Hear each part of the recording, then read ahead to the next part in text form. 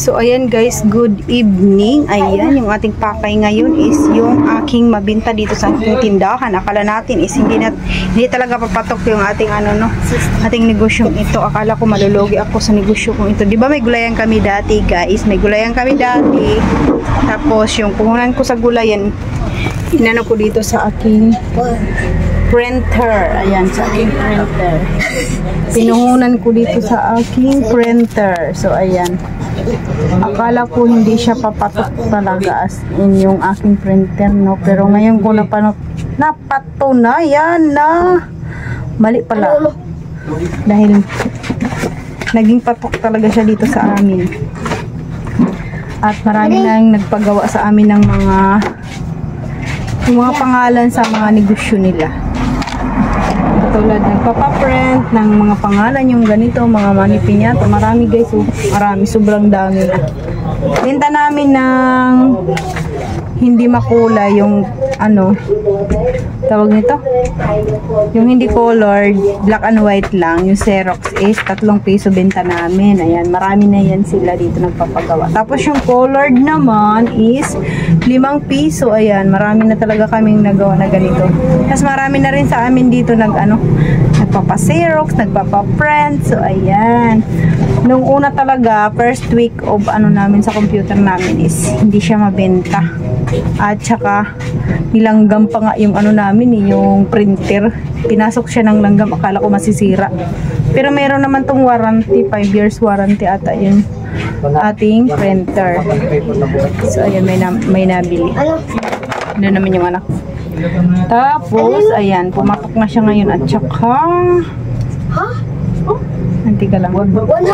So ayan guys, balik tayo doon sa ating sa ating negosyo. Nagdagdag negosyo tayo.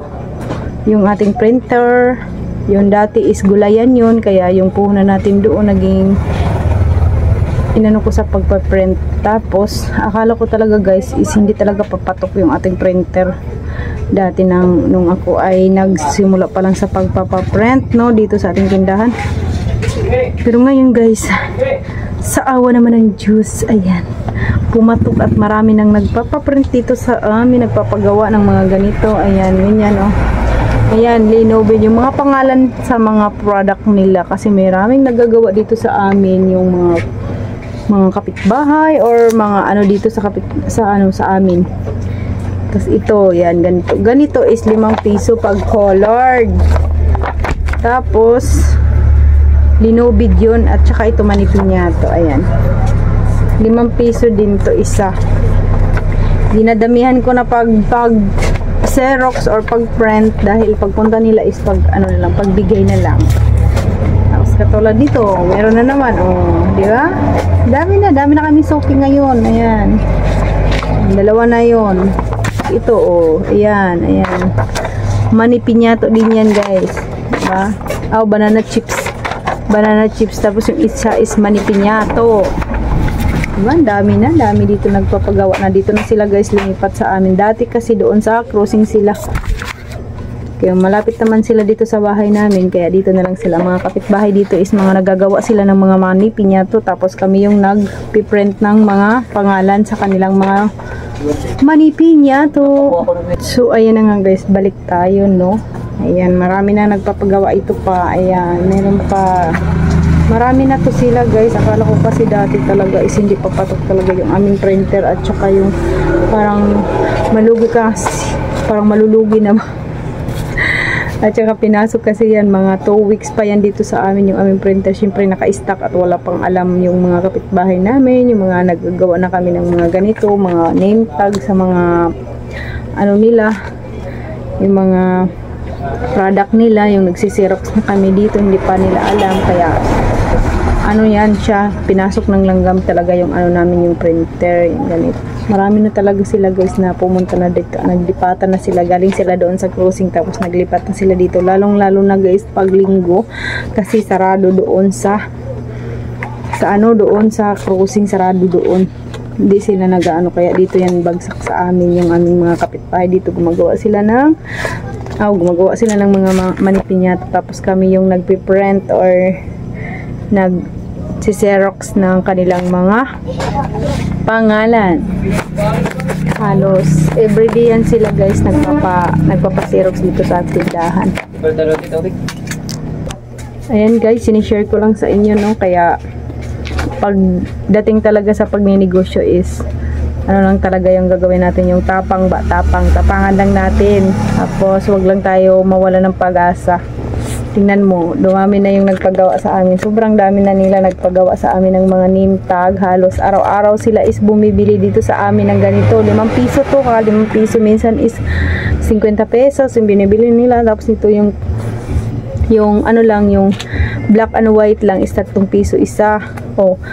Sa araw-araw na nagpapagawa dito sa amin, hindi na kami malulugi dyan sa aming printer. Tapos hindi pa masisira yung aming printer, no, kasi nagagamit na siya araw-araw.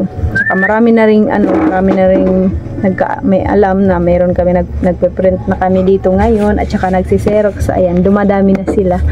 Kaya kahit yung malayo kami dito sa school, ayan, pinupuntahan talaga kami dito, nagpapa-Xerox sila, lalong-lalo na nung nagbukas ng klase, nagipasukan, maraming nagpa-Xerox dito sa amin, yung mga library, saka yung mga ano nila, yung mga gamit sa school, maraming nagpa-Xerox. Kaya pumatok talaga yung aming pagpapa-Xerox at saka yung pag-print.